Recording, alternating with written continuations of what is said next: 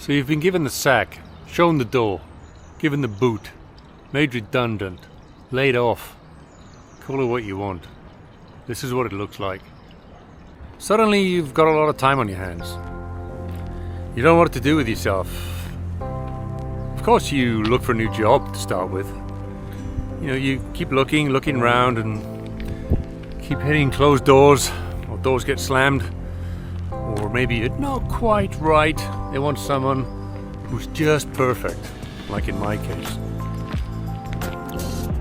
Or maybe after a bit of time, you start doubting yourself, or you start wondering why you're not getting enthusiastic about this job or that job.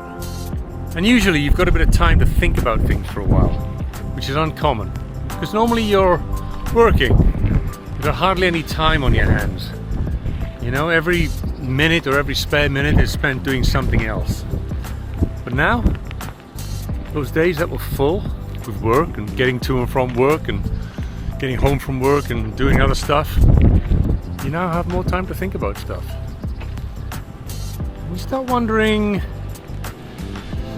maybe I didn't like that job. Maybe it's done me a huge favor. Maybe it's going to help me out. Maybe this is my opportunity to turn and do something else. So that's where I am. I'm in that limbo stage, feeling lost, wondering what to do. I've got to come up with something. So you rack your brains for ideas. You start wondering about, can I completely change careers and do something totally different? Yeah, okay, yeah, you can do that, perhaps. If you're prepared to slide down the ladder a little bit and take a big hit financially maybe, which I'm not against that idea. I would do that. But what to do? It's literally like that. But of course initially you're drawn to your industry and what you're used to. I've been applying to some of those jobs. I've had several interviews. Nothing's happened yet. But it's what I know. It's reliable, it's, you know, I can do it.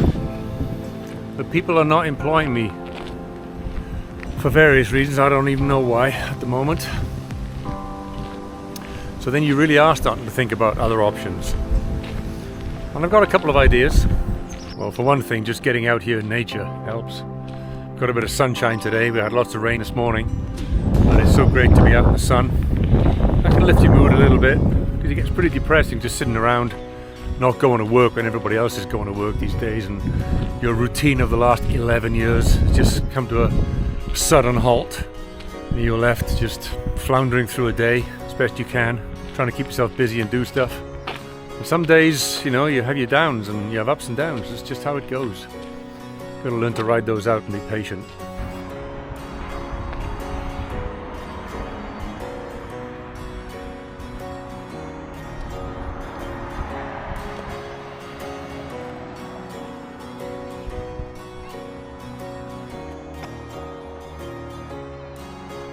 Well, that's interesting.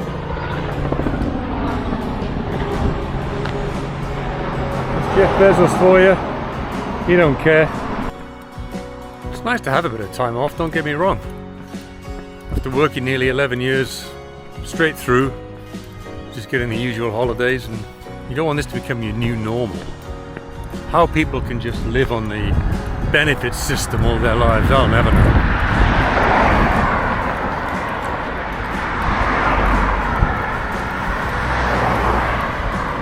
Because you start having these self-doubts, wondering whether you're actually any good for anything anymore. It starts to creep in, you know, and you've got to kind of override that, not let it overtake you.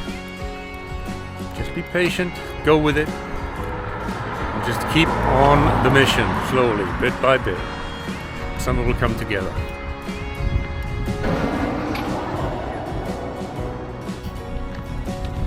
So bloody windy today. I hope you can hear things.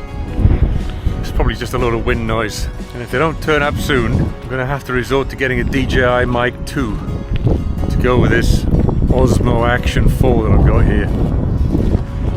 So let's see what happens. Anyway, as I was saying a little while back, I had a realization a few years ago that I'm pretty fed up with having to rely on somebody else. And by somebody else, I mean a boss, a landlord, people like that. We had an incident a few years ago where we were renting a lovely place, we were really happy, and out of the blue, the landlord turned up one day and told us he was putting our rent up by something like 50%, or maybe more, making it completely unachievable to live there. So just like that, from everything being rosy and you being happy, making plans, you get the rug pulled from under you for no reason. So that was a catalyst for me. That was a moment of, right, sod that. Next chance we get, gonna try and buy somewhere. And then you are dependent on yourself. Nobody's gonna chuck you out. The bank might, of course, but you know, you've got more chance of doing something about that. And then 11 years later, you know, you've got a job. You get told that job's come to an end and you hit a brick wall. Once again, the rug gets pulled out from underneath you by a boss. Somebody who's running you, owning you, ruling you, calling the shots, giving you the money. So, more and more I've been thinking that I need to somehow get out of that life of relying on others. So it's got to be done, somehow. But I've never been in that world. I've always had a boss. I've always had somebody pay me to do a job. So I've got to bust out of that. And hopefully, I've got a plan. And it might just work. In some ways I'm kicking myself because I was one of the early adopters to YouTube. When it was first around 12, 13 years ago or something, I was in there early, uploading shit videos, the worst stuff, terrible. You know, just crappy stuff. I'm still doing it now. But if only I'd have stuck with it and seen its potential then. Because I actually got a little bit of a payout even way back then. But I didn't realize its potential. I should have seen its ability, that it was going to grow so vast. But, you know, yeah, you're working, once again, relying on somebody else, doing another job. So I didn't have the time to dedicate to it. But it would have been a great thing if I'd have stuck with it. Just kept making some sort of videos and maybe developed a bit of a channel and a theme. But I didn't. It's just a dumping ground for crappy old videos and stuff from my travels and whatever else. Because I'm more of a stills photographer guy.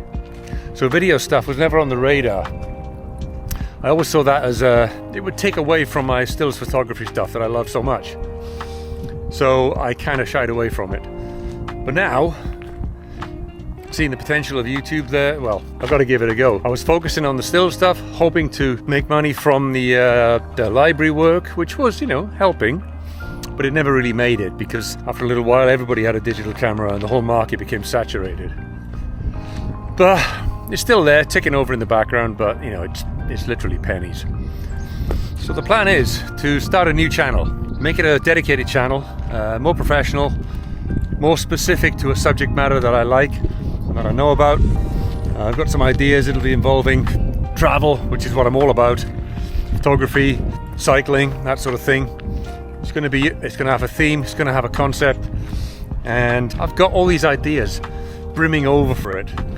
So all I've got to do is put it into place. And the only missing link right now is my bike. For the first time in I don't know how many years, it's been in a shop for repair for over a week, which is slowing me down, or I'd be out there. I'm going to get this channel up and running soon, so look out for that. So I always try my best to be a sort of a glass half full type of guy, you know?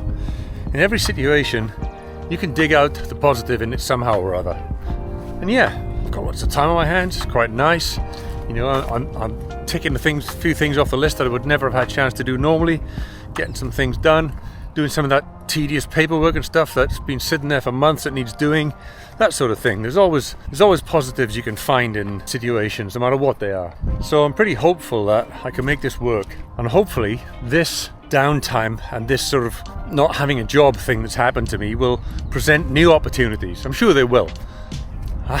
Listen, I've had a habit of being lucky over the years somehow, but not entirely luck. I've made a lot of it myself. You've got to go out, you've got to make things happen somehow. So I'm hopeful yet again in life, as everything keeps testing you, that you get another go at giving it your best shot. It's tiring, you know, having to do that all the time in life. Just when you think you're out of the woods and you can just cruise along for a while and start enjoying things, somebody else pulls the rug from under you. So it's time to fix that once and for all this time. It's nice out here. We're on a golf course. And everybody's in work, so they're not playing. Yeah. Alright, fishy. Don't mind if I borrow your bench, do you? Well, life is what it is. You got to deal with the cards you're dealt. You got to make the best of it. So I'm excited and a bit impatient now. I've been trying to get this channel up and running for ages. So there's always been delays. I've been researching the camera, been researching what I'm going to do, been researching the format, the layout. It's very involved, as I'm sure you know. So I'm itching to get going now. There always seems to be something just in the way, and right now my hydraulic back brake is in trouble. The parts have been ordered, but they haven't turned up. Just got to wait. But as soon as I get it back, I'm up and running. We are off on the new channel. So look out. Bit of bushwhacking, anybody? Look at that. It died there.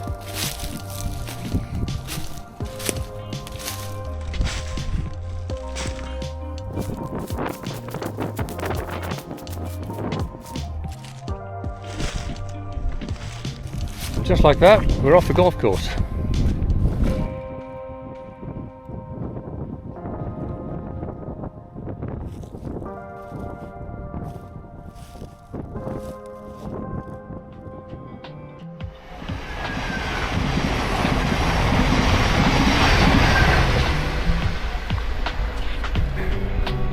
This is a pretty crazy thing. You can walk across a fast railway line here. You can just walk it, and I'm about to do that. You look both ways, just like a road, and off you go. And you just saw that train going past. They don't hang about.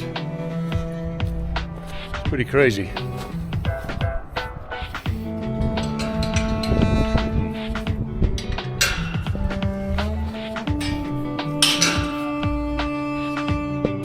I guess I've got a little bit of advice for people if they're interested, and that is, if you see the writing on the wall, maybe if you're fed up with what you're doing and you get an opportunity, get out.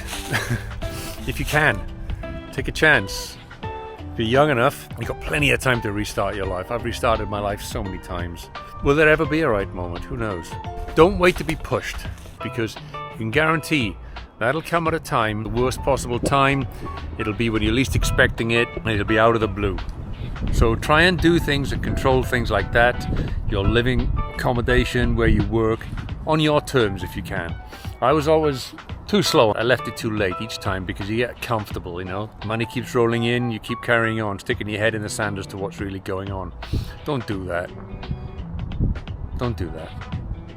Look after your own destiny, because you drive it. Don't let somebody else drive it.